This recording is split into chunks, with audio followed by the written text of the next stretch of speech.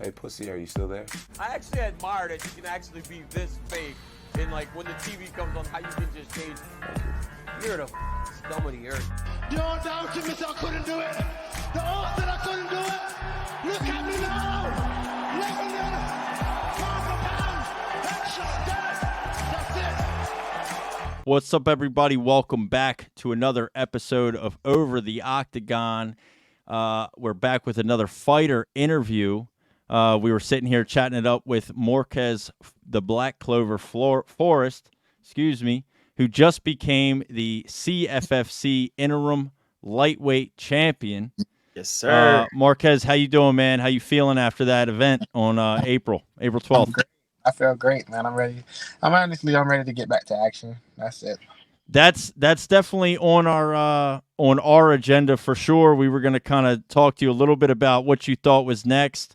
But you know, we do got to allow ourselves a little bit of time to bask in the victory and fully appreciate the time of wearing the strap and all that. And I put together a little sound clip that I wanted to play for you. Hopefully you can hear it pretty well. Let's add this to the intro for our man Morquez Forest, new CFFC lightweight champion. The champ is here. The champ is here. The champ is here. The champ is here. You can thank our man Jadakiss for that soundbite. Thank you, sir. Please Yes, don't sir. DMCA our YouTube channel. Appreciate you. Yes, sir. But yeah, man, like I said, thanks for coming on with us. This has been we've been trying to do this for months. It's been a while. It's been a while. We've been trying to get you for months, and we kept trying, because you know when I got tickets and knew I was going to the Cage Fury event April 12th. Is that when it was? April 12th, right? It was. Yep. Yeah. Yep. You know, we reached out to a bunch of the fighters. Your opponent at the time, no response. And, you know, this is, we like to consider ourselves the official degenerate podcast of the MMA community. So we took that shit personally. Yeah. Okay? Hell yeah, we did. We took that shit personally. I'm not going to say I was preying on somebody's downfall or anything, but we saw what we saw Right. at the Hard Rock. Yes, sir. We saw what we saw. Everybody knew. Right? We're here. You're 5-0 professional as a professional now. You were 8-0 as an amateur. Do you think you're ever going to know what it's like to lose? Oh man. Yeah. The thing is, I already know what it feels like to lose. So I take L's in the gym all the time, man. That's That's a fucking good answer. Yeah, That's man. just humbleness, you know. That's just being humble. It's the truth, man. It's the truth, man.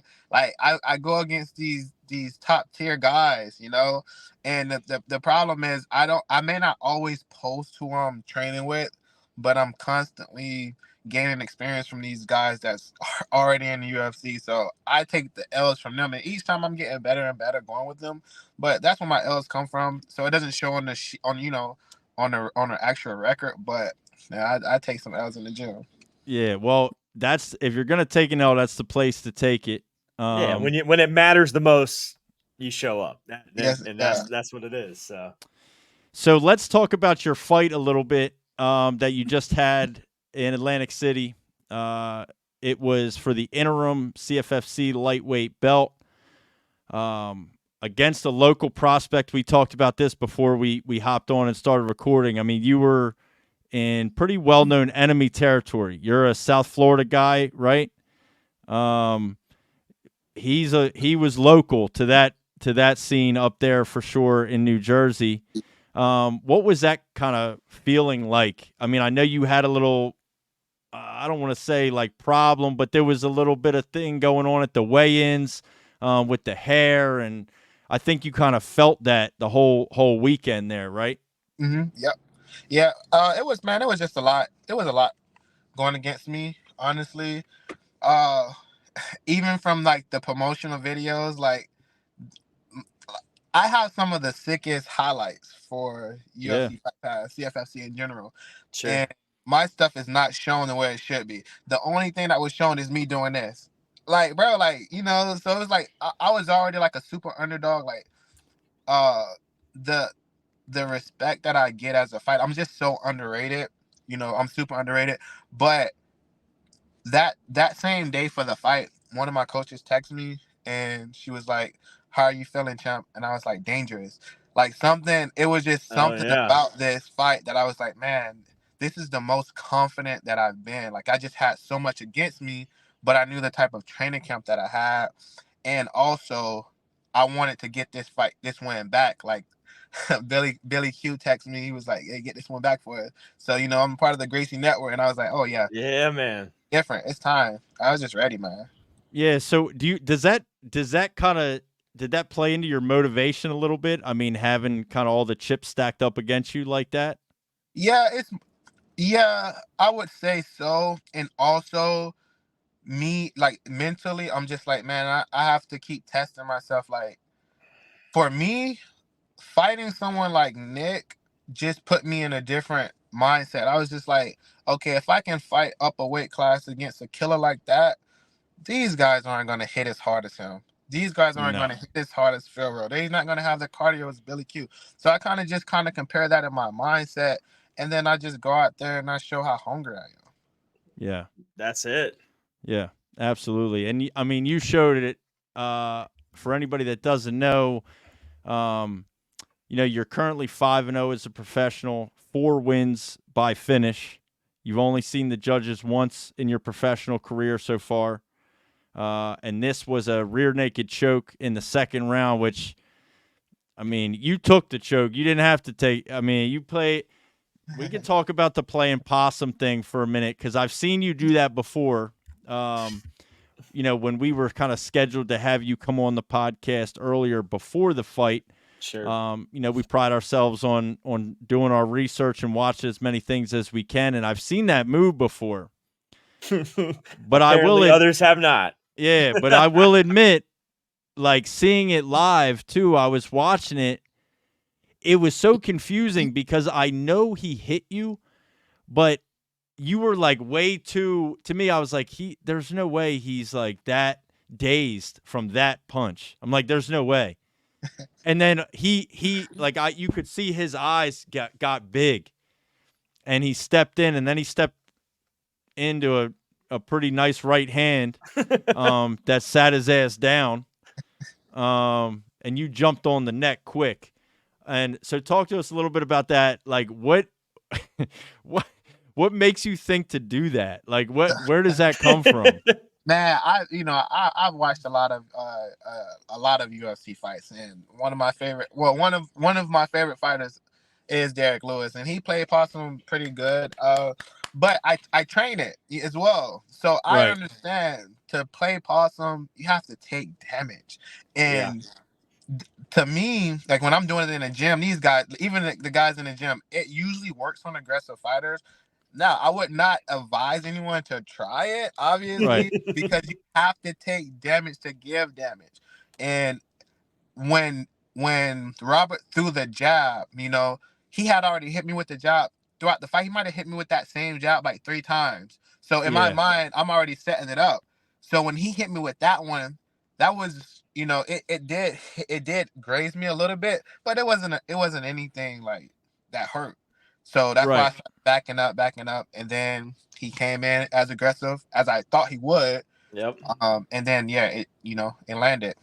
Oh, it was beautiful. It was, yeah. Man, when we saw it, because at first seeing it from I was watching it because he was there live, so I was watching it on Fight Pass, so I kind of got the full view of it versus him seeing it through the cage. So I'm sitting here watching it, and I'm like, oh shit, he's rocked. And then literally a second later, boom, I'm like, he was faking that shit the whole time. I was like, holy shit, he did it.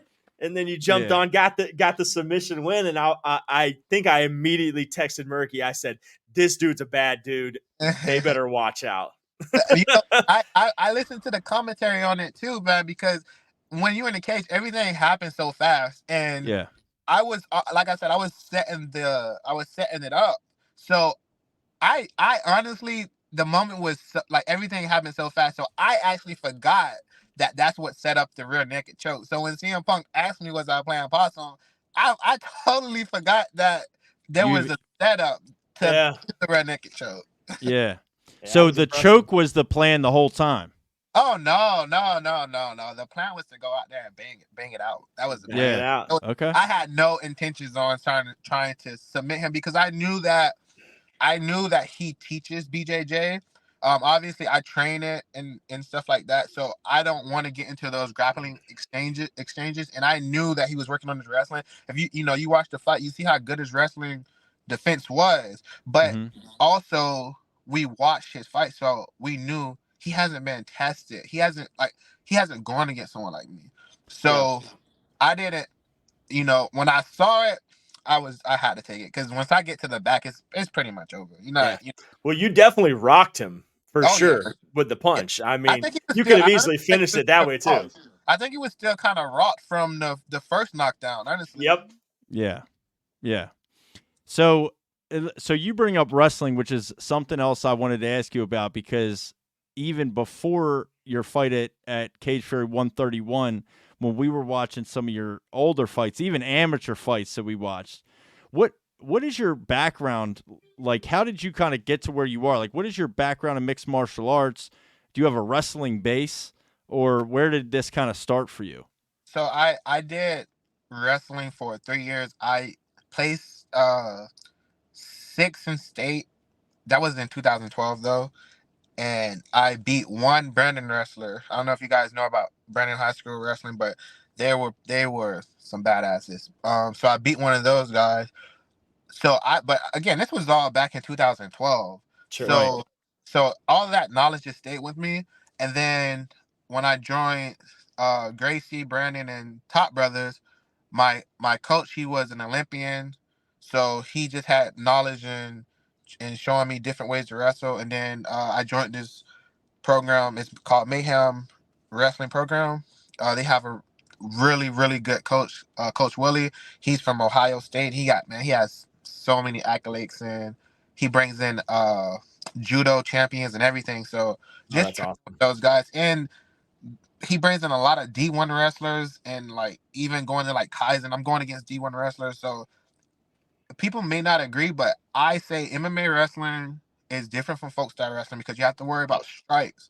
So going against the chain wrestling of college wrestlers, it just shows me like, okay, you got to have another move if this doesn't work. So in this fight, like when I couldn't get him down, like I had like one of the moments was I had him on the cage and he had a good base, so I broke off of it, and then that's when I threw an elbow and started just throwing punches, because you have to plan ahead, and that's what I was doing. But the Mayhem Wrestling program helped me out, and the 3 years of wrestling in East Bay helped me out big time.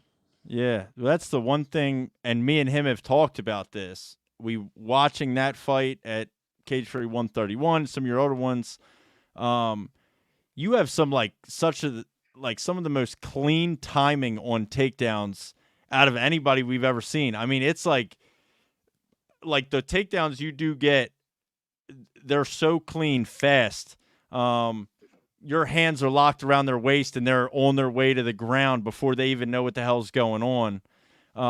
They throw a punch, you slip the punch, and boom, it's so fast. It's some of the cleanest takedown attempts that we've seen. That's one of the things prior to this fight that impressed me the most. Thank you. Just watching you, I was like, damn, dude.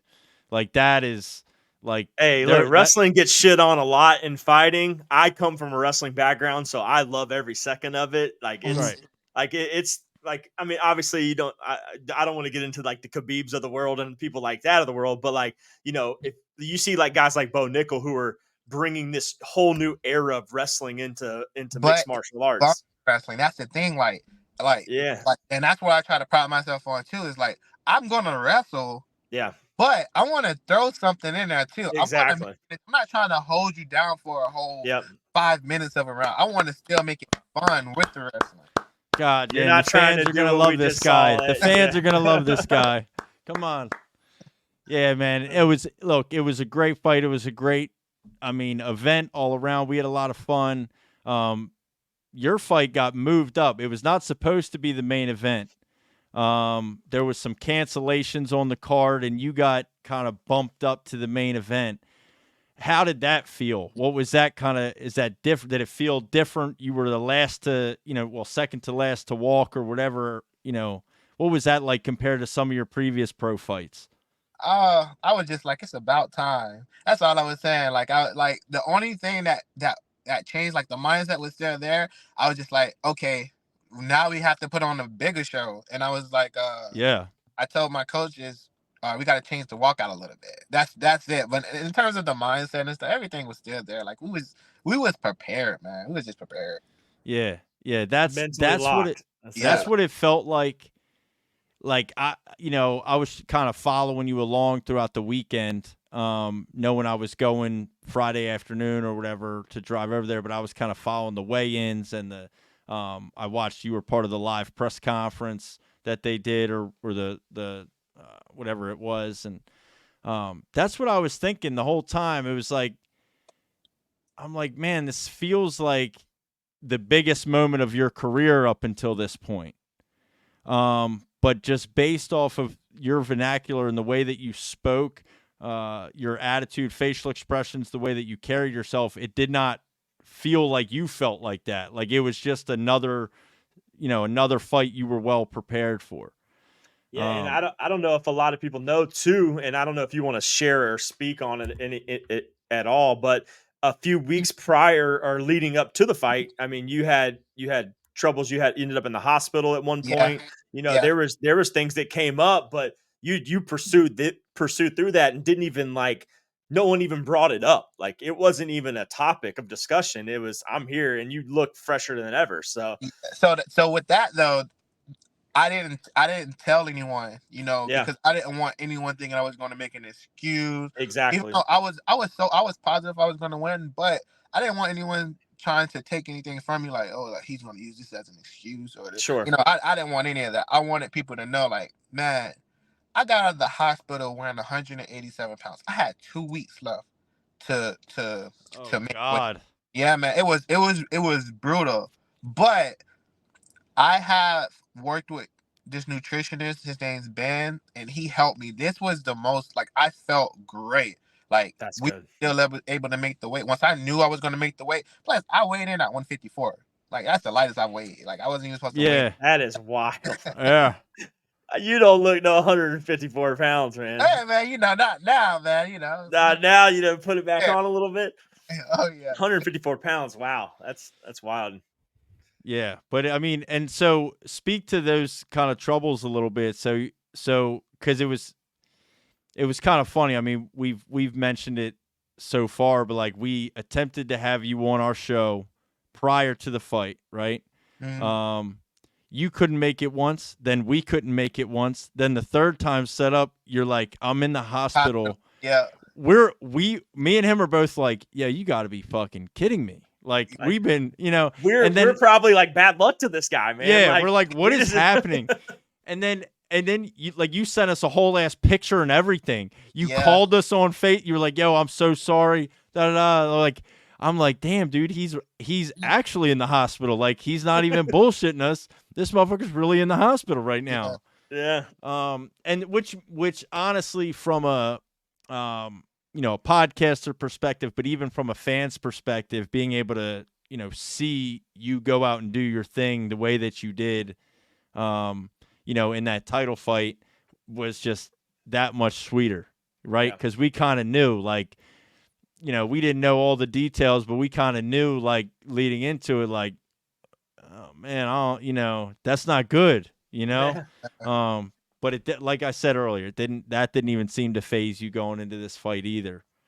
So man, again, you guys sent me positive messages and energy as well. Like, there was nothing I wasn't gonna do that was gonna stop. Like, even they were trying to say, "Oh, you're not gonna be able to fight. You're not gonna be able to do this." And I beat those odds, man. Right. Nah, man, we want nothing but the best, and we want all of you guys to be as healthy as possible. Like we've had plenty of fighters on at this point now, and every single one of them, we either catch them on their way into a fight or on their way after the fight, and win or lose, you know, the message is always the same to them, because a lot of guys, you know, a lot of these guys, once you lose, they don't want to talk about you. They're bringing you Right. on. It's like, that's not what it's about. You know, everybody's going to take an L at some point in their career. Everybody's going to face diversity throughout their career at some point. And if you don't have people who can still give these guys like you and other people the chance to like speak on it or talk about it, it's like, what's the point? Why are we podcasting? Why are we even doing these fight interviews? Like that pisses me off about other people who do podcasting or talk about MMA. Like the second someone loses, or the second someone, like you say, make an excuse or something like that, it's like, well, there goes their name. It's tarnished forever, you know? Yeah. It's like, and to me, that's bullshit. Yeah, we always we say the same thing to everybody that comes on here. If you've come on our show, you got at least 2-3 fans for life. If nobody else fucks with you anymore, know that Evan, Joel, and Nick from Over the Octagon will fuck with you for life, because that's how it's been. It's been like that for the last year and a half or so since we've been doing this, and it's always going to be like that. And especially, you know, now we watch you go out there and fucking fuck some people up like that. Yeah. God damn. That's love. So that brings us to this, man. Let's talk about this. What's next I was just for the undefeated interim lightweight cage fury champion Morquez Forrest? What is next? Oh man, I'm gonna be honest with you guys, man. I honestly don't know. I can speak on what I would want to happen. But I think, well, in my opinion, I think they're gonna try to set something up for me and Watley. But as you guys know, I don't know if you guys know, but I guess he's waiting on the call to see if he gets a shot on Dana White's Contender Series or okay. I'm not sure. And that you're talking about the current lightweight champion. Yes, right. yes. We're kind of aware, not fully, but we so have that's what's going on with him. But listen, I don't want to wait on this guy. So what I've offered is, if you got, you watch the post interview, I don't mind going up to 170 and fight, because I've heard that title is vacant. So I go up to 170 and fight. I've offered an open challenge to CJ for Fury Grappling at 185. And then obviously, if whatever happens with Watley, we would be fighting in July, But that's, again, I don't feel like I should have to wait on this guy. I don't want to have to wait. I respect him, and I respect what he's doing. And if I was in his position, I would probably do the same thing. But now, I'm going to say that I'm the champion. I don't like the interim thing, because I feel like that's asterisk.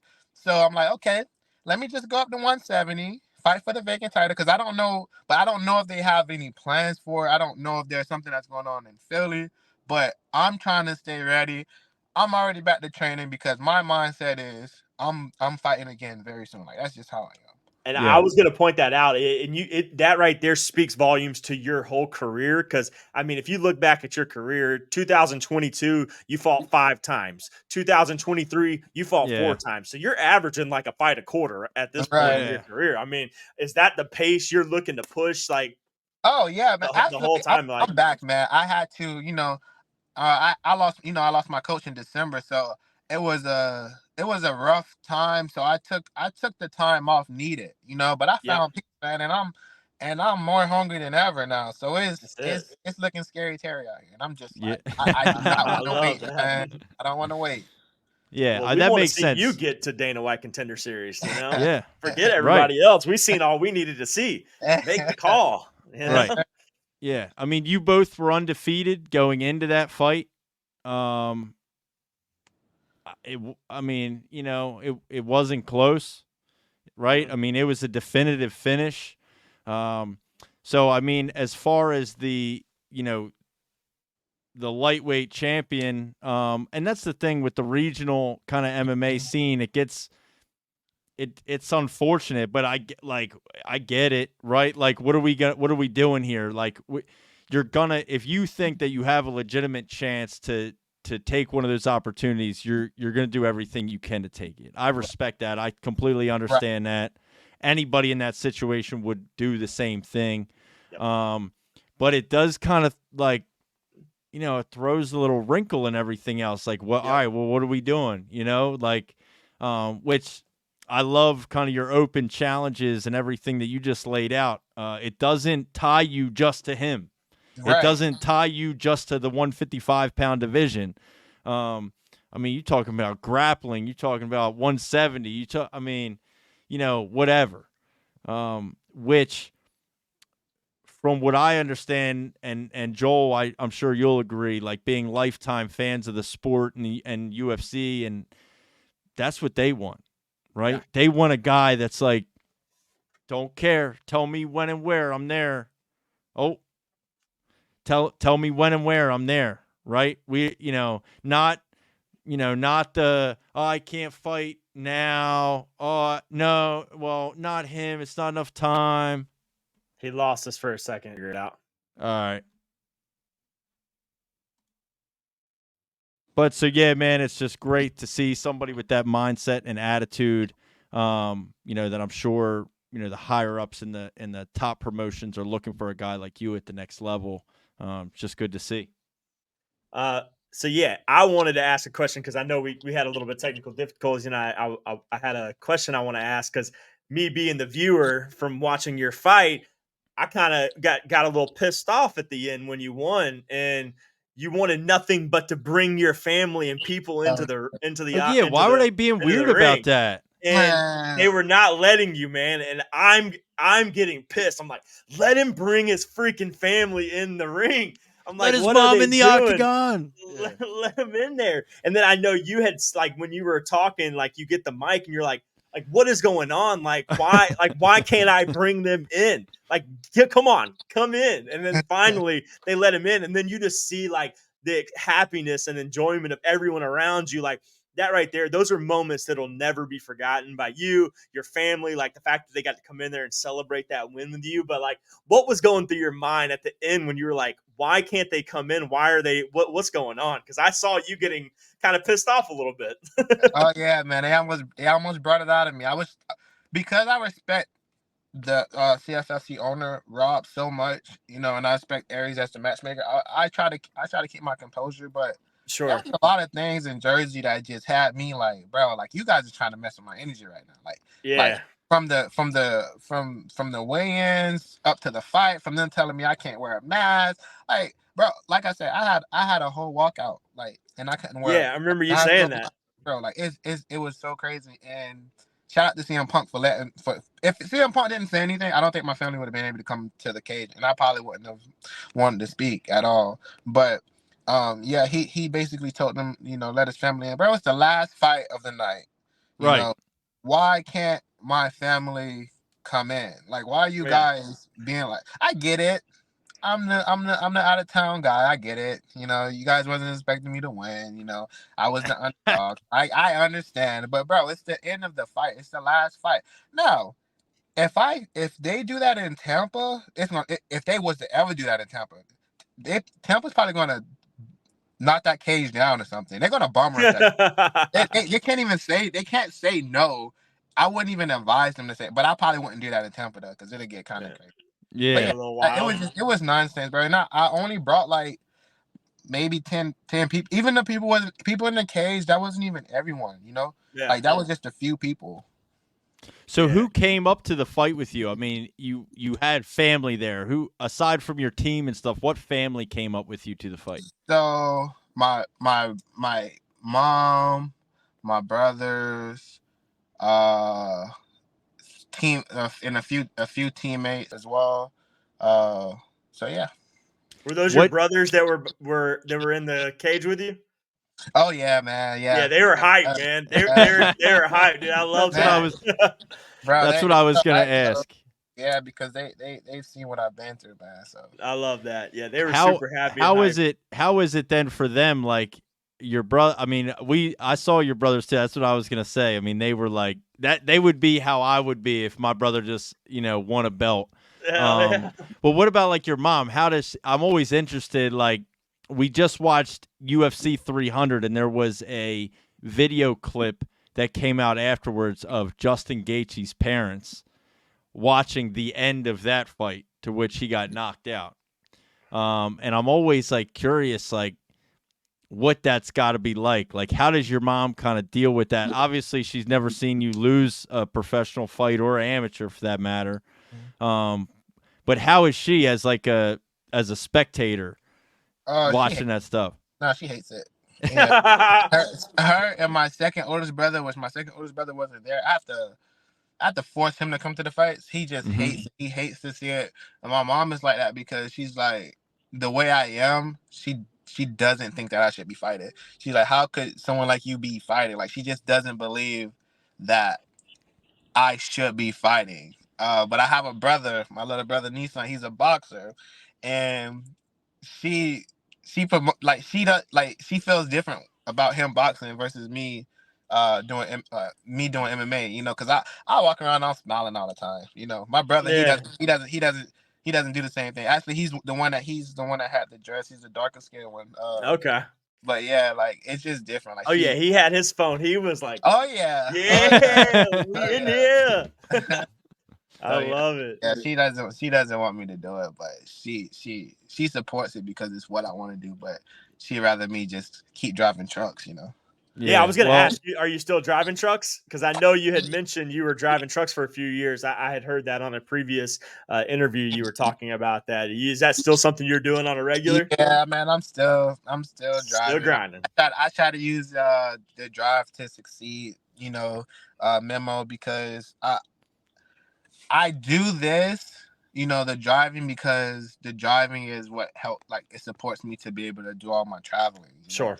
You have to make the money to be able to travel. Make the money. Yeah, man. So it's just, you know. Sounds like you're able to afford being with a good team too. So I mean, you got good people around you, so that's good. Exactly. Man, these gyms ain't cheap, man. Oh. Yeah. Equipment ain't cheap. Same thing, like you had mentioned earlier, you're a nutritionist.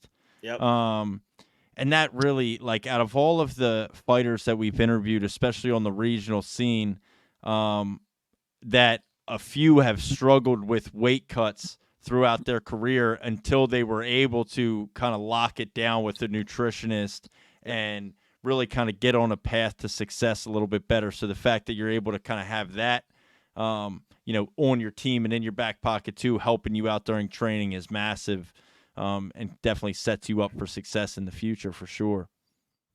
Appreciate it. Yeah. But yeah, man, listen, we're going to let you get out of here. This has been awesome talking to you. Like I said, finally, you have, finally.